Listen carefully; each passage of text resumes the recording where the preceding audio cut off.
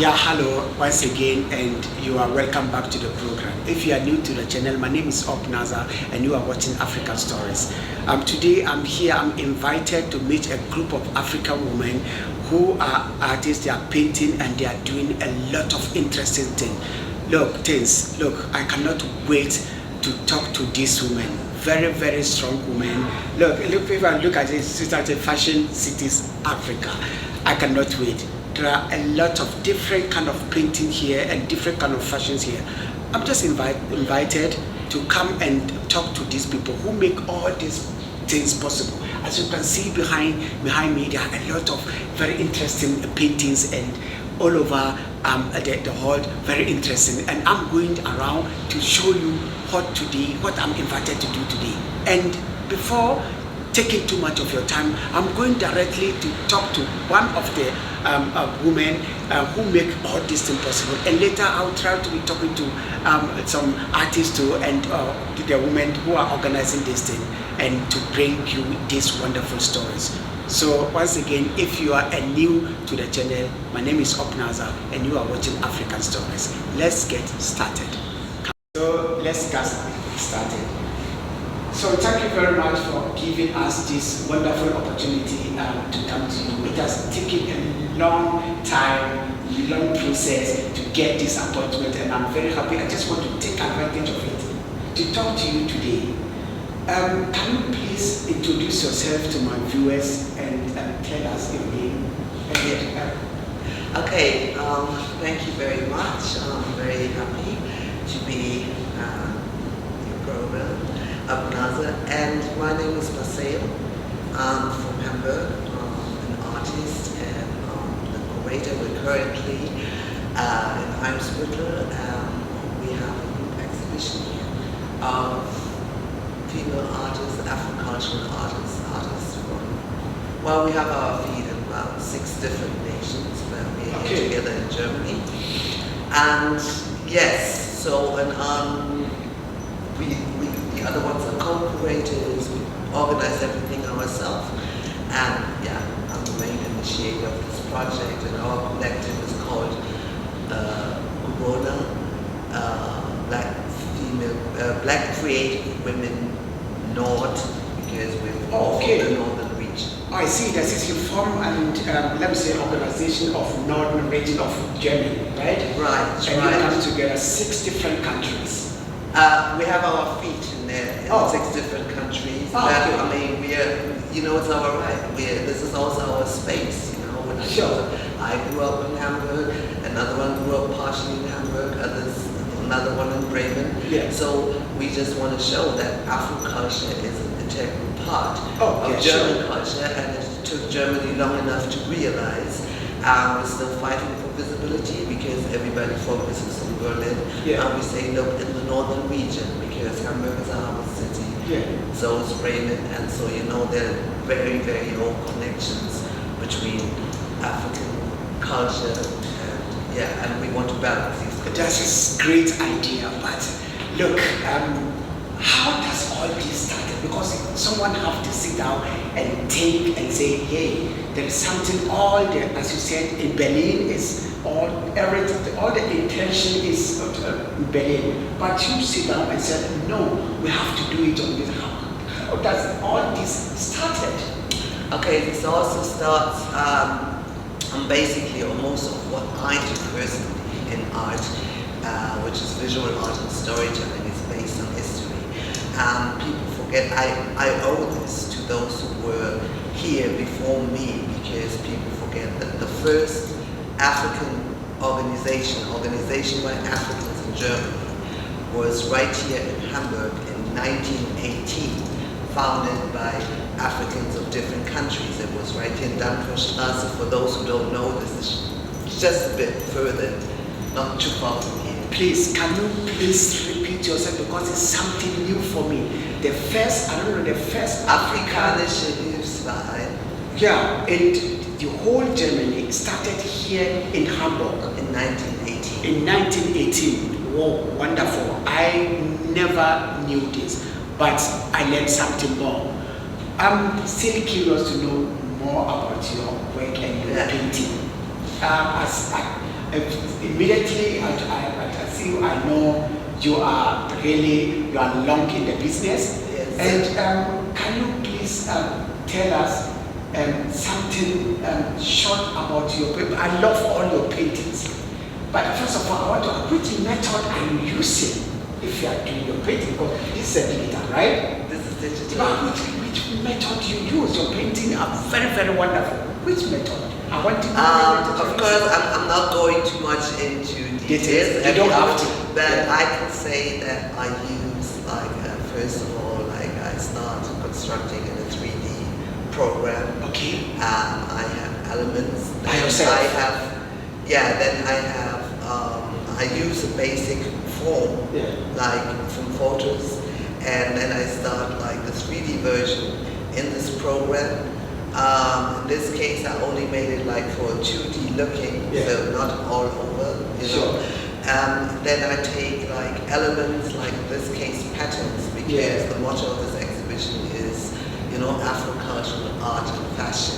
Afro-culture, art and fashion. I like that. Yeah, because it belongs together. And then I take like the patterns, like the photographies. I have a lot of books on, I try to educate myself on African textiles, but not the modern prints, like from way back. The first strip woven, the looms that people use, mud cloths, you know, the natural dyes, then later the chemical dyes. And then I take like each pattern element, and then it's like an application, so it's like a collage, but in this case here I painted the faces, and this is about, in particular, the series, so if we want to talk about this painting, it's called Afro-Ran Higashi. Higashi is Japanese for Afro-Ran. Higashi. Higashi. It's a Japanese word. It means east. It means east. So to really be able to take in, not as a form of division, but to show that each region, which directly overlaps the strict borders of Africa, so the 5 regions each have a very particular form, unique style of clothing, which has a lot to do also with the people they interacted with. And some of these elements repeat themselves over like the contact there is. Also sometimes you see there's, and some are really unique and only to be found in this region. So what I want to say is like, of course we're all Africa and Africa should be as one, but I think in the 21st century we have to acknowledge that there is nothing wrong or tribalistic about saying that these particular Africans have something that others do not have. Which doesn't mean that those of the, it's a different quality. But and we have to acknowledge this. I don't think this is tribalism. We have one spirit, but we have many different ways of expressing it. Wow. Look, I'm really enjoying this conversation, and we don't have too much of time, but I still want to know more about it, what is going on here. I love to talk to you, and look, I just want you to tell my viewers something about this painting, this unique painting. Okay, so this painting is, first of all, you know, like why Higashi, why a Japanese word? Like, you know, my maternal grandfather was from Japan. So, and there is also Afro-San or Afro-Asian connection anyway, especially like with the eastern region of Africa, also with the other regions, but there it came more like from Western Asia. But here it's more like with Southeast Asia and Iran. So coming together, like what you see here, for instance, these elements represents like the barge cloth, which was like the traditional cloth woven by the people of the kingdom of Uganda. From, you know, Uganda, and from also, East Africa, right? And also like in East Africa, you find like bambuti. They have Central Africa. They also use, but barge is very important. Also as a material. And modern designers pick this up too. There's one Ugandan designer, and here she works with barge, and it's Yeah, wonderful. And it's sustainable. Ah, it's sure. Sustainable. Great. No microplastic in the water. Then here, of course, you have these elements that you can see, like this embroidery is typical, like for Ethiopia and Eritrea, like they have this special embroidery style which I use. Then these are actually like these patterns are from Kitenge and Kandas, which is the East African form to say, I think you call it Panye and Baba in the West, but you know, and they also show like elements like here, this is from the Seychelles. Yeah, okay. Yeah, which looks very Caribbean because the Seychelles are Creole culture. Yeah, speak sure. also Seychellois, which is, you know, and if you're from Haiti or Martinique, you can understand. Yeah. Although it's quite different. So this is the Creole element, and the traditional dresses are very much like you find it in the Caribbean. They love these large kind of flower patterns. Here, if I get the name right, because Hiden Goya or something, this is like from Somalia. This is typical Somali stripes. Also the choice of colors. If you look exactly, a friend of mine gave me an original even. It's there's black in it, gold and red, which are the colors of the German flag, but this is Somalia. And this is one, what they're known for. But I also meet other people, one lady from Uganda, she was like, no, this is our people. And so, you know, this is the intercultural influence. There is sometimes some exchange. Then very important this year is symbolizes the Maasai.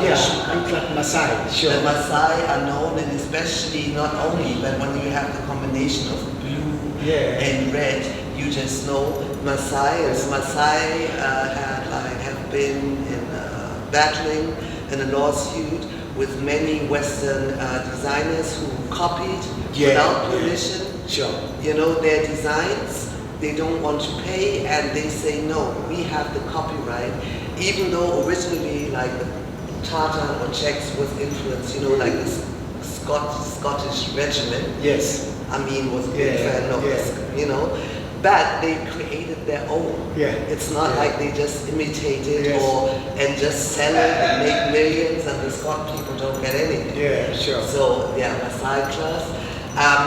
Then, like here, these are also, this here actually is leather. This is by the Datoga people. Yeah. And where is defined Dakota? Or what do you say? Datoga. Datoga people. Which part? Datoga, I think they're in Tanzania. Sometimes I get also East. All this is like typical elements of the East. And the hairstyle is from old photography, like the ladies of Jima. This is Uromo. Of course, the hairstyle is extinct. Every hairstyle you see on the photo is extinct, and also the others. But I just wanted to show it from way back, and they used to, you know, sculpt the afros. Oh my God! Thank you very much. But and the facial painting. Somebody said, oh, why does she have a Jewish style? It's like the interpretation. It is not. This is the typical for women from certain tribes of Madagascar. They do use this white. But Ethiopia also used this symbol too. So but I mean, flower or star. The star is universal. Exactly. So you cannot just say it is just Jewish. It's a universal symbol. But thank you very much. I have just two questions, then we end this conversation, because I wanted to talk with one of your colleagues too over there, and she wanted to tell us a little bit about hair painting and hair design. Where to find you? You are selling these things, right? Are you selling paintings? I sell the prints. Exactly.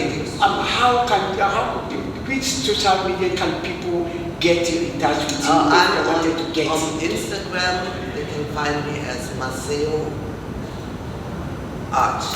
So, Maceo? I don't forget what that's called the line. That's something down the undercloth heist. We call it undercloth. Maceo undercloth art. Then you can get it. What about Facebook?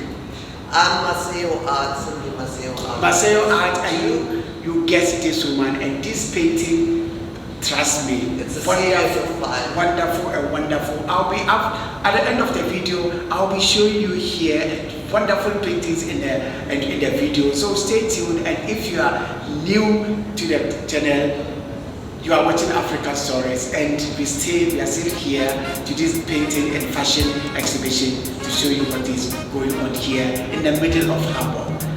But I will say thank you very much. Thank you. Yeah, thank you very much too.